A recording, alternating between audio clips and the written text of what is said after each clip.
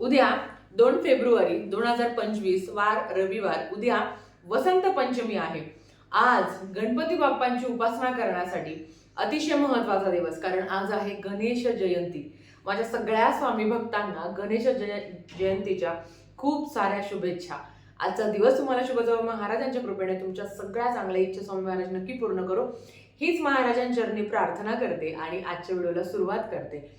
आता उद्या वसंत पंचमी आहे। वसंत पंचमी हा दिवस माता सरस्वतीच्या पूजनासाठी अतिशय महत्त्वाचा मानला गेला आहे। सरस्वती ही विद्येची देवता आहे। गणपती बाप्पा हे सुद्धा बुद्धीचे देवता आहे, म्हणून आज गणपती बाप्पांची उपासना आणि उद्या सरस्वती मातेचं पूजन, सरस्वती मातेची सेवा आपल्या आईने मुलांकडनं करून घ्यायची, तेच आपण आजच्या व्हिडिओमध्ये बघणार आहोत। सगळ्यात आधी उद्या रविवार आहे, म्हणजेच मुलांना सुट्टी असणार आहे आणि सेवा करून घेण्याचा आपल्यासाठी सुद्धा चांगला मुहूर्त आहे।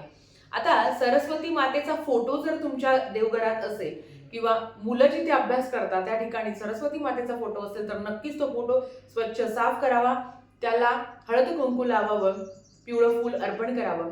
ह्या दिवशी मुलांनी सुद्धा पिवळ्या रंगाचे वस्त्र परिधान करावे, जर त्यांच्याकडे असेल तर आवर्जून, काळा रंग सोडून, पण पिवळा रंग असेल तर अतिशय उत्तम। आईने सुद्धा पिवळ्या रंगाची साडी परिधान करावी। आता बुद्धी म्हटली तर हे सगळ्यांनाच हवं असतं, हे फक्त विद्यार्थ्यांसाठी नाही, आपल्यासाठी सुद्धा बुद्धी आपल्याला मिळावी म्हणून आपल्याला सरस्वती मातेची पूजा करायची असते, सेवा करायची असते। आता आईने मुलांकडनं कुठल्या सेवा करायच्या ते पण आपण बघणार आहोत।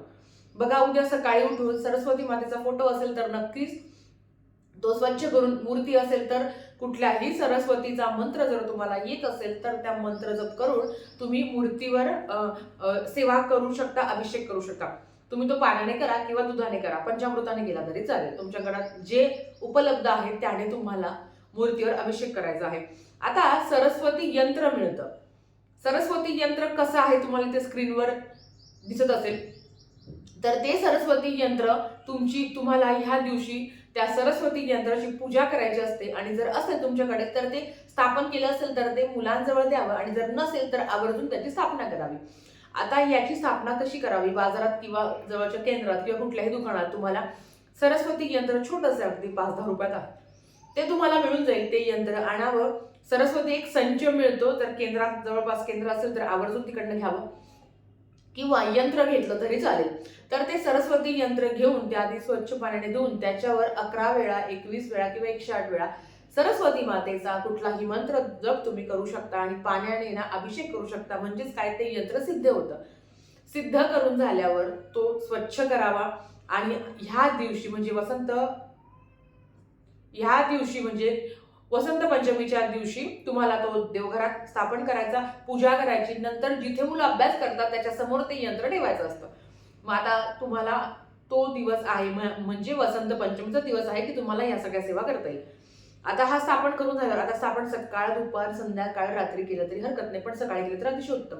आता आपण खरं तर वसंत पंचमीपासून आईने मुलांच्या जिभेवर दर्भ्याच्या काडीने प्रत्येक पंचमीला एम हा मंत्र लिहावा। एम हा मंत्र तुम्हाला लिहायचा आहे, इथे तुम्हाला तो फ्लॅश होत असेल। दर्भाच्या काडीने, ती दर्भाची काडी मधात बुडवावी आणि मुलांच्या जिभेवर एम काढावं। दर्भाची काडी नाही आहे, मग काय करायचं? मग सोन्याची काडी असेल, सोन्याचं काही पण असेल, मग कानातले असो, मंगळसूत्र असो, काही पण बांगडी असो, तर त्याने तुम्हाला एम काढायचा आहे। सोनं पण नसेल तर काय करावं? मग चांदी असेल त्याने काढावी, काहीतरी तर असेल ना घरात, त्याने काढावी आणि शक्यतो दर्भाची काडी असली तर अतिशय उत्तम। आता दर्भाची काडी कुठे मिळेल? तर ही कुठल्याही धार्मिक दुकानात मिळेल। जेव्हा आपण तर्पण विधी करत असतो तेव्हा दर्भाची काडी लागते ना आपल्याला, ती दर्भाची काडी, समजलं असेल तर प्रत्येक पंचमीला तुम्हाला हे करायचं असतं। हे करून आता एम हा सरस्वती मातेचा बीज मंत्र आहे। एम जेव्हा तुम्ही एम काढत असता तेव्हा तो एम मुलांच्या जिभेवर काढताना आईनेच काढावा। आता ज्यांना आई नाही आहे किंवा आईला मासिक धर्म असेल तर त्यांनी तो वडिलांनी काढला तरी हरकत नाही, पण तुम्हाला ही सेवा करायची आहे आणि प्रत्येक पंचमीला ही सेवा करावी। मुलं एक पाठी होता आणि मुलं जे काही पठण करतात ते त्यांच्या लक्षात राहतं असं म्हटलं गेलं आहे आणि चांगली सेवा आहे, आवर्जून करावी। आता या वसंत पंचमीला आईने मुलांकडनं कुठली सेवा करून घ्यावी ते आपण बघूया। लक्षात घ्या, तुमच्या मुलांना जर लिहिता वाचता येत असेल तर आवर्जून त्यांनाच बसवावं. त्यांना विनंती करा, थोडंसं कन्व्हिन्स करा की बाबा बस रे, एवढं वाच रे. आता ताई आमची मुलं बाहेर गावी आहे शिकायला, मग त्यांनी कसं काढावं एम? तर हा प्रश्न येणारच. त्याच्यासाठी सांगते, मित्र असेल त्याचा तर त्या मित्राला म्हणा बाबा माझ्या जीवेवर एम काढ. मैत्रीण असेल तर त्या मैत्रिणीला सांगा की माझ्या जीवेवर एम काढ. असं तुम्ही करू शकता. आता स्वतःचा एम जर काढायला गेला तर अर्थात आपण जरी असा काढला तरी तो ना उलटा येईल. म्हणून दुसऱ्या कोणाकडनं काढून घेतलं तरी अतिशय उत्तम. आणि प्रत्येक पंचमीला आईने मुलांच्या जिभेवर एम काढायचाच. प्रत्येक पंचमीला आवर्जून ही सेवा तुम्हाला करायची आहे. आता हे झाल्यावर आपल्याला जी काही सेवा आहे, मुलं लहान आहे, मुलांना वाचता नाही येत, लिहिता नाही येत, म्हणजे लहान मुलांना वाचता नाही येत, तर मग तुम्ही हे सगळं मंत्र जप करा. मुलांना तिथे बसवा. त्यांची ना उपस्थिती असणं महत्वाचं आहे. नाही शक्य होत तर मुलं जर स्वतः करणार असेल तर अतिशय उत्तम. आता ही कोण सेवा करू शकतं? तर अगदी मी करू शकते. जो मुलगा डिग्री डिप्लोमा करत आहे किंवा कुठले पेपर देत आहे त्यांनी सुद्धा ही सेवा करावी. बुद्धी प्राप्तीसाठी. बुद्धी सगळ्यांना हवी आहे, कुठल्या एज पर्यंत नाही आहे. जोपर्यंत आपण म्हातारा होत असतो तोपर्यंत आपण काही ना काही शिकत असतो. मग जो मुलगा, जी विद्यार्थी अगदी बालवाडीला आहे, प्ले ग्रुपला आहे, अप टू, आता काय होतं ना, लहान मुलं आहे ताई, माझा मुलगा 6 महिन्याचा आहे, आता त्या 6 महिन्याच्या बाळाला आपण काढणार आहे का नाही?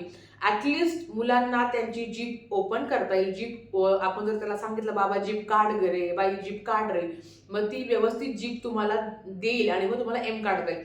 असे जोपर्यंत मुलं होत नाही तोपर्यंत कुठलाही प्रयोग करू नका. कारण जे लहान मुलं आहे, अर्थात सोन्याची काडी, दर्भाची काडी किंवा चांदीची काडी, त्यांना त्रास होईल. म्हणून कुठलीही सेवा करताना मुलांना त्रास होणार नाही किंवा अजून कोणालाही त्रास होणार नाही याची काळजी घ्यायची आहे. तुम्ही कुठले पण उपाय किंवा सेवा करत असताना जर दुसऱ्यांकडे करत असाल, आता बऱ्याच वेळा अशा कमेंट्स येतात की ताई असं झालं. बघा, एक पण सांगायचं वाटतं, जी तुम्ही उपाय करताना आपल्यामुळे कोणाला त्रास होणार नाही आणि मग त्या केलेल्या उपायाचं आपल्याला काही फळ मिळत नाही, म्हणजे चांगले असो किंवा वाईट असो. आणि वाईट उपाय कोणीही करत नाही किंवा कोणास तरी वाईट व्हावं म्हणून कोणी करत नाही. आणि असं करणार असेल तर त्याचा भयंकर त्रास आपल्याला भोगावा लागतो. तर बघा, मी तुम्हाला सेवा सांगते आहे जी तुम्हाला आवर्जून करायची आहे. मुलांकडनं करून घ्या ती किंवा तुम्ही केली तरी चालेल. तर आम्हाला मासिक धर्म आहे, मग काय करायचं, मुलांना लिहिता वाचता येत, मग मुलांना तिथे बसवा. त्यांच्यासोबत कोणतरी असेल तर त्यांना बसवा आणि जे काही सेवा सांगत आहे ती तुम्ही त्यांच्याकडनं करून घ्या. तिथे स्क्रीनवर सेवा दिसत असेल. पहिलं तर बघा, एक माळ श्री स्वामी समर्थ मंत्राची म्हणायची आहे. एक माळ म्हणजे 108 वेळा श्री स्वामी समर्थ मंत्राचं तुम्हाला मंत्र जप करायचा आहे. ऐक्य मंत्र एक माळ किंवा 21 वेळा म्हटले तरी चालेल. ऐक्य मंत्र यम वैदिका मंत्र दृश्य पुराणाम इंद्रम यमम मातरिश्वानवाहू वेदांतिनो निर्वचनीयमेकम. केंद्रातल्या सेवेकरांना ही सेवा माहिती आहे. तर 21 वेळा ऐक्य मंत्र, जेवढ्या वेळा सांगितलं आहे तेवढ्याच वेळा सेवा करायच्या. 1 वेळा म्हणून 4 वेळा म्हणून नाही, जेवढ्या वेळा सांगितलं आहे तेवढे करा. कारण ह्याच दिवसाला आपल्याला सुरुवात करायची असते आणि दर महिन्याला फक्त दरबाराच्या काडीने जिभेवर एम काढायचा असतो. त्याच्याबरोबर सरस्वती मंत्र एक माळ किंवा 21 वेळा. सरस्वती मंत्र नित्यसेवेच्या पुस्तकात आहे. सरस्वती मंत्र आहे ओम ओम श्री बुध सरस्वते बुध जनने स्वाहा, हा एक मंत्र आहे बघा नित्यसेवेमध्ये. तो मुलांकडनं 21 वेळा म्हणून घ्या, नाही तर तुम्ही म्हणा, मुलांना तिथे बसवा. गायत्री मंत्र एक माळ किंवा 21 वेळा. त्याच्याबरोबर सूर्य मंत्र 21 वेळा नित्यसेवेच्या पुस्तकात आहे. गणपती अथर्व शीर्षम आणि गणपती स्तोत्रम 11 वेळा. 11 वेळा 11 वेळा उद्या तुम्हाला ही सेवा आवर्जून करायची आहे. गणपती अथर्व शीर्षम एकदा म्हटलं, गणपती स्तोत्रम 11 वेळा म्हटलं तरी चालेल. ज्यांना गणपती अथर्व शीर्षम येत आहे त्यांनी 11 वेळा आवर्जून आवर्जून आवर्जून पठण करावं. त्याच्याबरोबर ज्यांना फारच गडबड आहे की ताई नाही वाचताय तर त्यांनी 1 वेळा म्हटलं तरी चालेल. पण बघा, 11 वेळा म्हटल्याने त्या सेवेची ऊर्जा तेवढ्या प्रमाणात वाढते. एकदा म्हटल्याने तेवढ्या प्रमाणात वाढत नाही. म्हणून एखाद्या चांगल्या शुभ मुहूर्तावर जेव्हा सेवा करत असो तेव्हा सगळी सेवा करायची असते. आणि सरस्वती स्तोत्रम 11 वेळा किंवा 1 वेळा. सरस्वती स्तोत्रम नित्यसेवेच्या पुस्तकात आहे. प्रज्ञा विवर्धन स्तोत्रम, तर प्रज्ञा विवर्धन स्तोत्रम पण आहे बघा. योगेश्वरो महासेन कार्तिकेय अभिनंदनम स्कंदम कुमार सेन, आणि हे सगळं नित्यसेवेमध्ये आहे. प्रज्ञा विवर्धन स्तोत्रम तुम्ही 11 वेळा म्हटलं किंवा 1 वेळा म्हटलं तरी चालेल. पण मी तुम्हाला सांगेल, प्रज्ञा विवर्धन स्तोत्रम अतिशय छोटंसं आहे, ते तुम्ही 11 वेळाच म्हणा. आणि ही सगळी सेवा महिलांनी आपल्या मुलांकडनं करून घ्या, नक्कीच चांगला अनुभव येईल. बघा, जिथे लक्ष्मी आहे तिथे सरस्वती नाही आहे, आणि जिथे सरस्वती आहे तिथे माता लक्ष्मीला यावंच लागतं. म्हणजेच काय, जिथे लक्ष्मी असते ना तिथे सरस्वती नसते, पण जिथे सरस्वती असते तिथे लक्ष्मी येतेच. ज्या व्यक्तीकडे सरस्वती मातेची कृपा आहे, जो व्यक्ती हुशार आहे, तो जगात काहीही करू शकतो. चांगल्या कामाने तो पैसा कमवतोच, आणि जो भरमसाठ हुशार व्यक्ती असतो त्याच्याकडं आध्यात्मिक, मानसिक, शारीरिक सगळं नॉलेज असतं, आणि त्याच्याकडे तेवढा पैसा पण असतो. म्हणून प्रत्येक आईला वाटत असतं की माझं जे झालं ना, मला माझ्या त्या मुलाचं, माझ्या मुलीचं करायचं नाही आहे. म्हणून त्यांना वारंवार अभ्यासाचं महत्त्व सांगा, की जगात एकच पर्याय आहे, अभ्यास करणं. अभ्यास करणं याच्या पलीकडे पहिला आणि शेवटचा पर्याय हाच असतो, अभ्यास करणं. याच्यावर कुठलाच पर्याय नाही. म्हणून त्यांना ती जाणीव करून देणं आणि ह्या अध्यात्मामध्ये ज्या काही सेवा सांगितल्या आहेत त्या मुलांकडनं करून घेणं सुद्धा आपलं प्रथम कर्तव्य आहे. प्रत्येक आईने मुलांकडनं करून घ्या. मासिक धर्म असेल तर अर्थात वडिलांकडनं घ्या. आता विटाळ सुतक असेल तर काहीच करता येणार नाही. त्यांना म्हणा हे सगळे मंत्र स्तोत्र तुम्ही श्रवण करू शकता. ठीक आहे. तर झालेली सेवा महाराजांच्या चरणी मी रुजू करते आणि आजचा व्हिडिओ इथेच थांबवते. आवडला असेल तर लाईक शेअर सबस्क्राईब करा. भेटूया परत अशाच एकोण व्हिडिओ सोबत. तोपर्यंत श्री स्वामी समर्थ.